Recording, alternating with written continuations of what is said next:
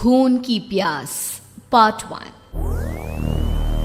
काली अमावस की रात थी और रात के गहरे सन्नाटे को चीरते हुए एक औरत के चीखने की आवाजें पूरे जंगल के शांत माहौल को दहशत से भर रही थी। वो औरत इस तरह से चिल्ला रही थी जैसे किसी ने उसके बदन पर खौलता हुआ पानी डाल दिया हो।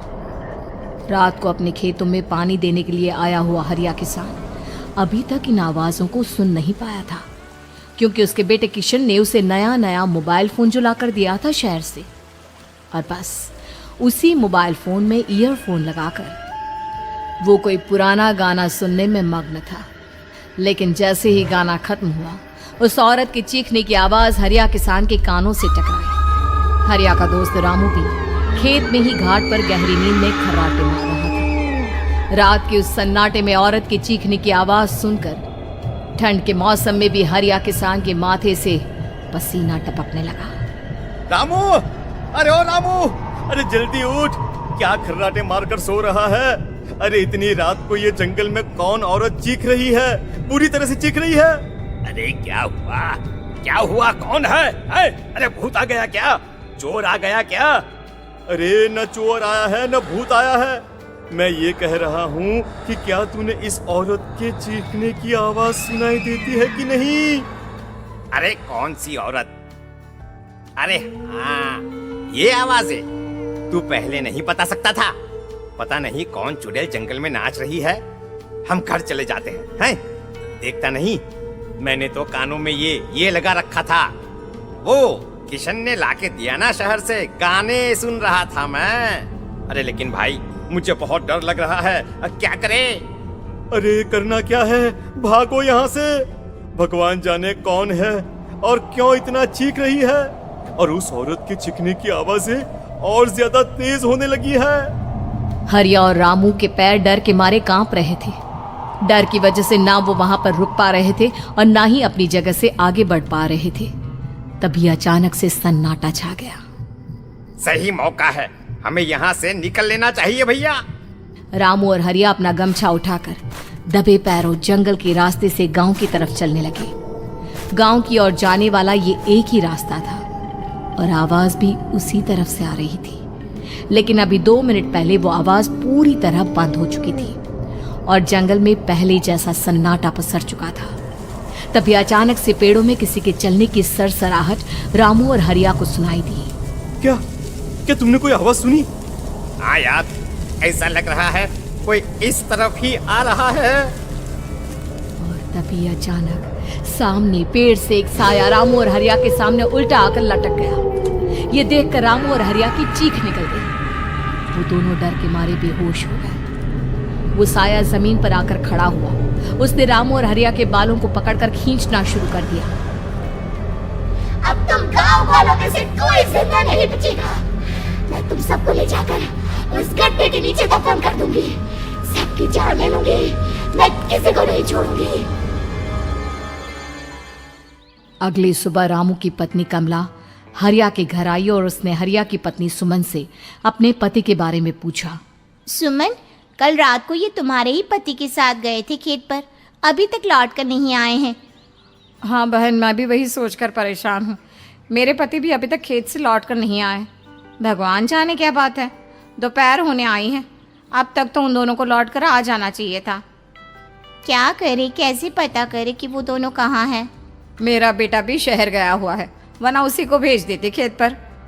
बहन, मुझे लगता है कि हम दोनों को वहाँ जाकर अपने पतियों को ढूंढना चाहिए। ठीक कहती हो तुम, चलो मैं तुम्हारे साथ चलती हूँ। और वो दोनों जंगल के रास्ते खेत की तरफ आगे बढ़ती हैं।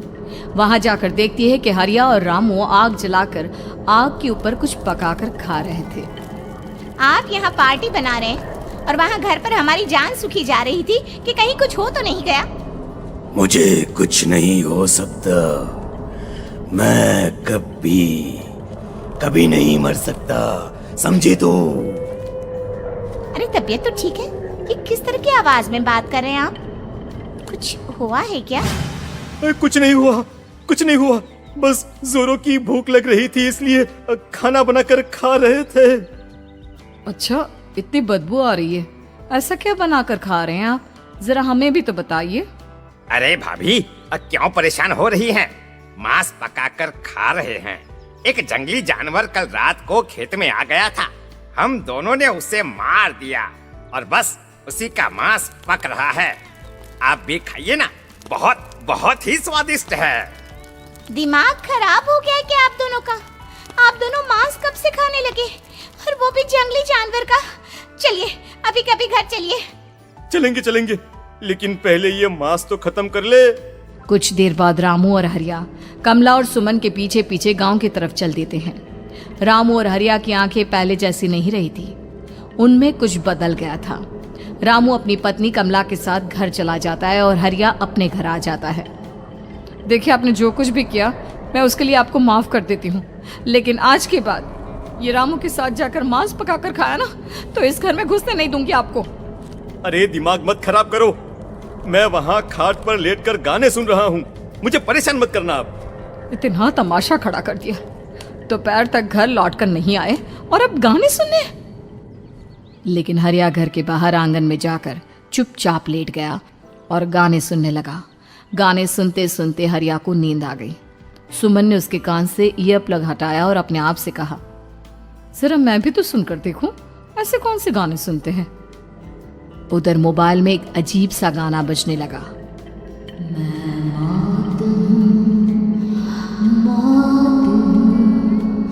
मौत जो बसरी है चारों, जो आएगी कहीं से निगल जाएगी सबको। मैं मात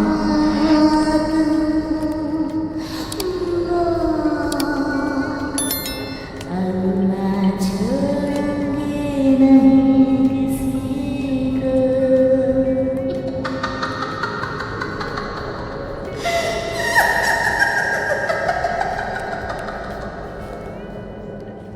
सुमन ने घबराकर मोबाइल फोन दूर रख दिया। वो बुरी तरह से डर गई थी। तभी अचानक हरिया अपनी नींद से जागा और गर्दन टेढ़ी करते हुए सुमन के पास आया। क्या क्या कर रही थी? गाने सुन रही थी? वो ये कैसा गाना सुन रहे थे तुम मोबाइल के अंदर? मौत है, मौत। अरे ये सारी बातें छोड़ो और ये बताओ, आज शाम को तुम मेरे साथ खेत चलोगी? लेकिन क्यों? और तुम इस तरह से क्यों बात कर रहे हो? अपनी गर्दन सीधी रखकर बात करो ना। वो मेरी गर्दन में सोते सोते थोड़ा दर्द हो गया है। मेरे साथ आज खेत चलो ना। तुम्हारे साथ पूरी रात रहना चाहता हूँ। कैसी बात कर रहे हैं दिन दहाड़े? जरा भी शर्म नहीं आती क्या? अरे इसमें शर्माने वाली क्या बात है? तुम पत्नी हो मेरी। पूरी रात खेत पर रहता हूँ। मुझे भी तो तुम्हारे पास आने का हक है कि नहीं? अच्छा ठीक है, चलती हूँ आपके साथ खेत पर, लेकिन फिर उस रामू को मत बुलाना। अरे कैसी बातें कर रही हो? अगर तुम मेरे पास होगी तो मैं किसी को नहीं बुलाऊंगा, सिर्फ तुम और मैं और रात का सन्नाटा। शाम के वक्त हरिया सुमन को अपने साथ खेत पर ले जाता है।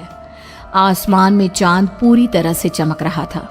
हरिया ने अपने खेत में बनी हुई छोटी सी झोंपड़ी के अंदर सुमन को अपने पास बिठा लिया और उसके बालों में हाथ फिराते हुए कहा, कितनी खूबसूरत हो तुम, बहुत सुंदर लग रही हो। एक चांद से भी ज्यादा सुंदर लग रही हो।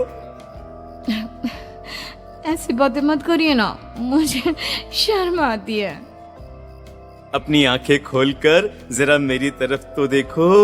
अरे देखो तो सही। सुमन ने शर्माते हुए जैसे ही अपनी आंखें खोली, उसके होश उड़ गए। हरिया के बड़े बड़े दांत निकल आए थे और वो पूरी तरह से एक जानवर की तरह नजर आ रहा था।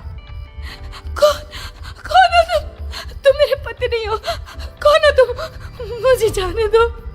लेकिन हरिया ने सुमन के हाथ को कसकर पकड़ लिया। उसके नुकीले नाखूनों की वजह से सुमन के हाथ से खून बहने लगा था। बहुत दर्द हो रहा है, मुझे जाने दो। कौन हो तुम? क्या करना चाहते हो? वही जो एक आदमी एक औरत के साथ करना चाहता है, और उसके बाद मैं तुम्हें वहीं ले जाऊंगा जहां पर तुम्हारा पति है। क्या मतलब? क्या कहना चाहते हो? कहाँ है मेरा पति?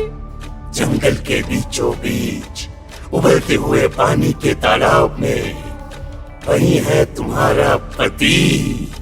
चलो चलो, मैं तुम्हें उससे मिलवा देता हूँ, लेकिन उससे पहले तुम्हें मेरी प्यास बुझानी होगी।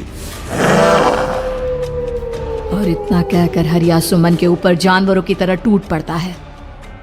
आखिर कौन था वो जानवर, और क्या सुमन उसके शिकंजे से बचकर निकल पाई?